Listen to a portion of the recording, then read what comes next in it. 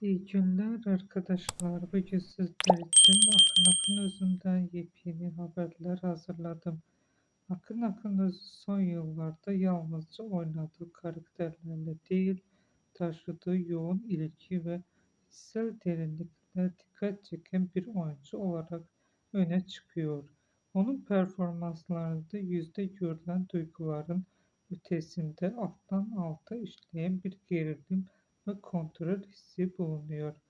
Bu da izleyiciyi sadece izleyen değil, hissetmeye zorlayan bir etki yaratıyor. Çünkü Akın Akınözü karakterlerini oynarken onları açıklamak yerine yaşatmayı tercih ediyor. Bu nedenle canlandırdığı her rol biraz karanlık, biraz kırılgan ama aynı zamanda güçlü bir duruş sergiliyor.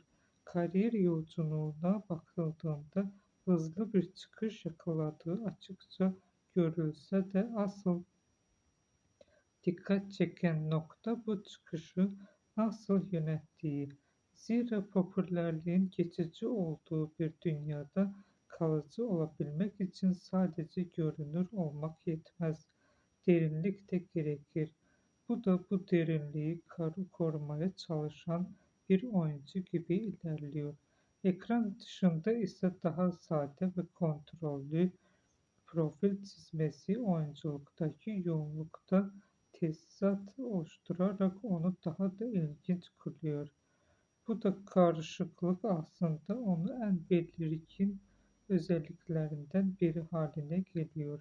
Bir yanda güçlü ve karmaşık karakterler, diğer yanda sessiz ve ölçülü bir gerçeklik.